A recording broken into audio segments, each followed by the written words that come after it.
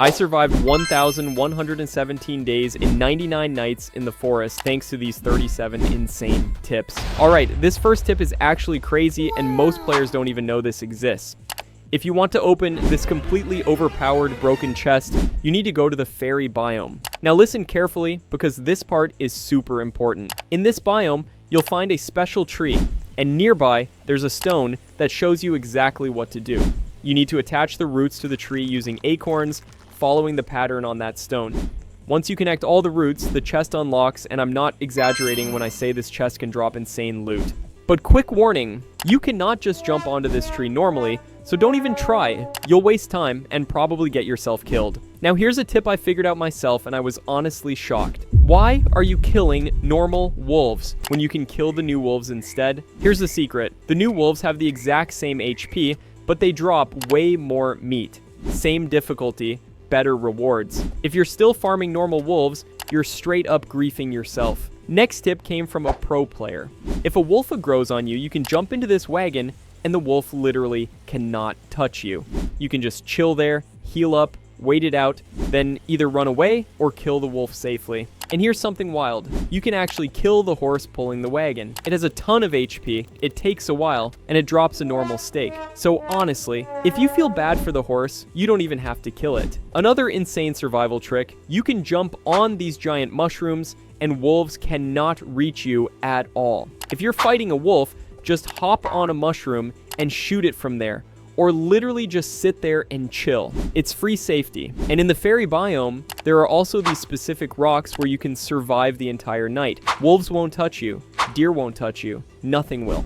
I was also shocked when I found out that the fairy biome has a ridiculous amount of fuel. So if you need fuel to upgrade your campfire fast, this biome is absolutely broken. By the way, from that new chest, you can get something called a farm recipe tablet. Do not skip this item. This thing is insanely useful. You throw it into the workbench and it unlocks the enchanted farm plot, which is way better than the normal farm plot. Here's another pro tip if you want to survive 1,000 plus days consistently. You should always craft this specific mini shelter.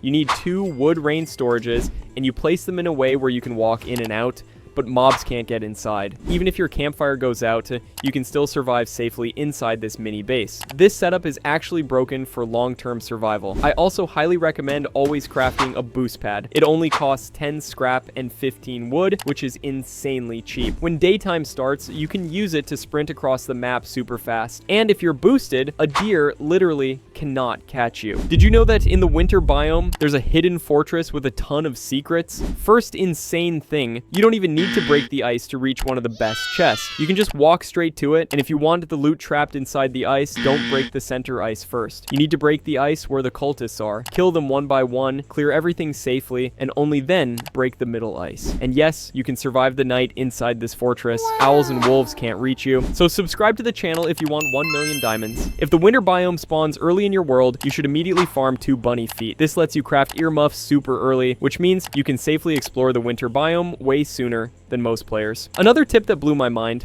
you can climb on top of these ice spikes and survive the entire night there. You can also shoot bears from the top and kill them easily while they can't do anything to you. There are also other safe spots in the winter biome, like the roof of this house. Just follow the jumps and boom, you're on top. Insane view, zero danger. You can also survive the night inside this house, and there's a crazy bug here. You jump on the shelf, then onto the cabinet, spam jump, and you literally clip through the textures. You end up half inside the wardrobe, and wolves and owls cannot touch you. It's actually wild. Also, every chest in the winter biome is frozen in ice, and breaking that ice takes a long time, so be ready. But the loot inside can be absolutely insane, so it's always worth it. Here's a fun one. You can actually steal a basketball hoop using a hammer and place it at your base. It looks awesome. You can play basketball with friends, and here's the broken part. You can climb on it and shoot cultists during raids from above. Super underrated. If you're lazy and don't want to farm food, just buy a bunny trap.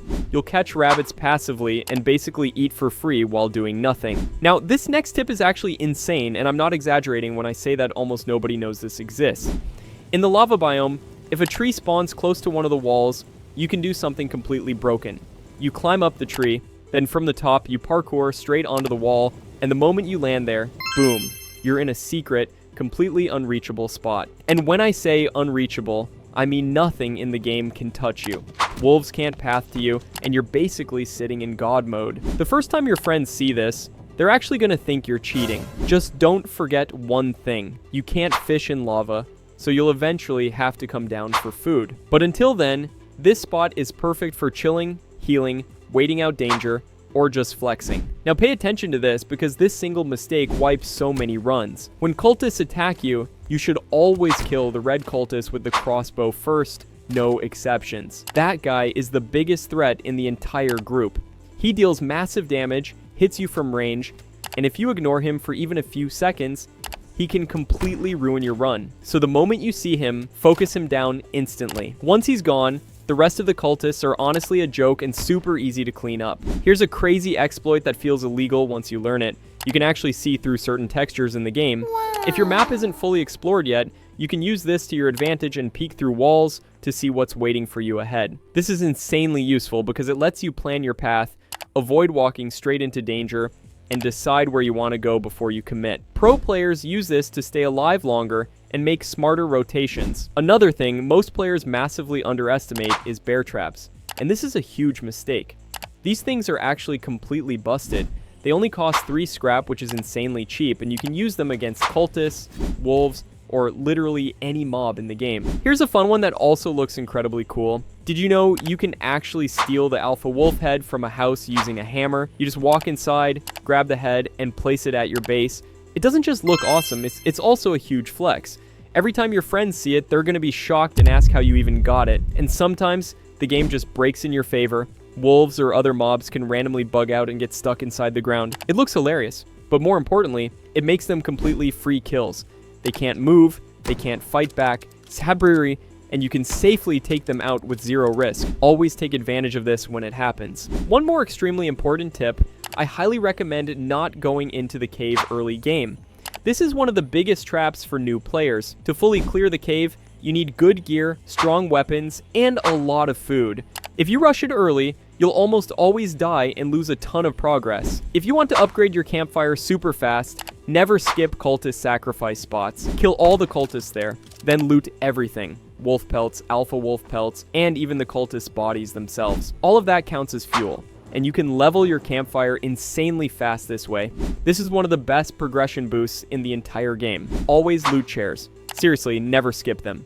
You can find chairs in places like lava biome houses, and when you scrap them at the workbench, they give you a crazy amount of wood. This is why pro players always grab them. It's free resources that most people completely ignore. Every pro player starts the game by getting a good sack and a spear. To do this, you need a bunny foot and a wolf pelt. When the pelt trader spawns, trade the bunny foot for the good sack and the wolf pelt for the spear. Boom! Insane early game setup. There's a secret spot on the map that 99% of players don't know about. You go to this exact location, spam jump, and clip under the bridge. From there, deer and wolves can't reach you, and you can safely farm wolves for infinite food while they can't hit you back. This next tip shocked me when a pro player told me.